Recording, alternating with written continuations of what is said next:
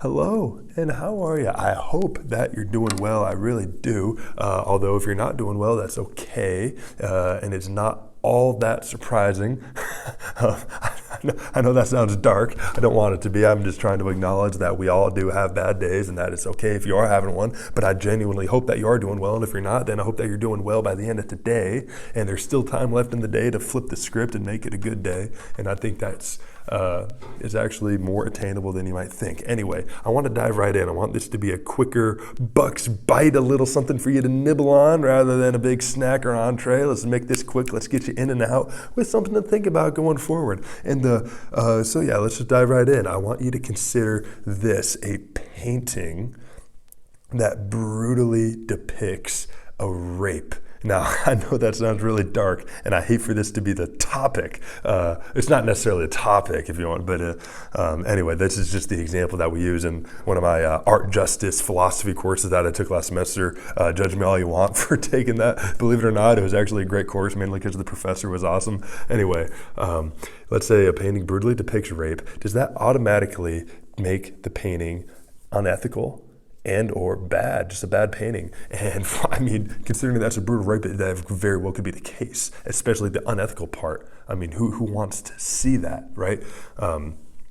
Although I want us to consider this, the intention and the context of the painting. So I'm doing kind of this, but you can't see it because it's under the screen. Intention and the context. If, for example, the painting creatively portrays rape in such, I mean, obviously rape is so bad as it is, but it finds a way to just portray it in such a powerfully negative connotation, and that you, after viewing the painting, you want to just throw up, but at the same time show your friends about it because it's so powerful, and it just encourages the user or the viewer so effectively to avoid rape at all costs and to hopefully avoid this horrible action going forward, or at least limiting it more in the future. I mean, when you put it that way, it could be the same exact brutal rape that we talked about, but wow, all of a sudden we're talking about a pretty dang, not only good, but admirable painting, right? Which is kind of crazy how we can twist the tables, turn the tables, if you will, just by taking the context and the consideration and the intention into account.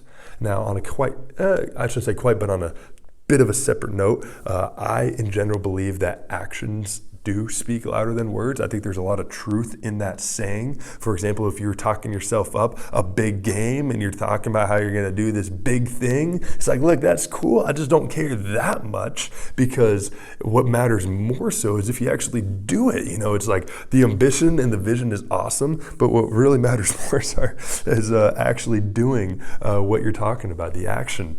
And I think kind of tying the two together here, while the action does mean more, the intention and the context of the action still needs to be taken into account and can really influence our ending determination, our ending perception of the action itself, just like how the context and the intention really changes your perception of the painting once you figure it out. So I think that's just something for us to be aware of going forward, the context and the intention of not only our actions, but our friends' actions. And maybe you can even take it further and say, this is an empathy lesson, and consider the whole circumstance, trying to put yourself in the other shoes, consider the reasoning behind your friends' actions, and you might just have to judge them less or praise them more because the intention was admirable. It's something to be taken into account. So that's it. I want you to get back to your day. Like I said, I wanted to keep it short, and even though it is relatively short, only 4 minutes, I mean, come on, you can maybe watch it on 1.5 speed if you really want.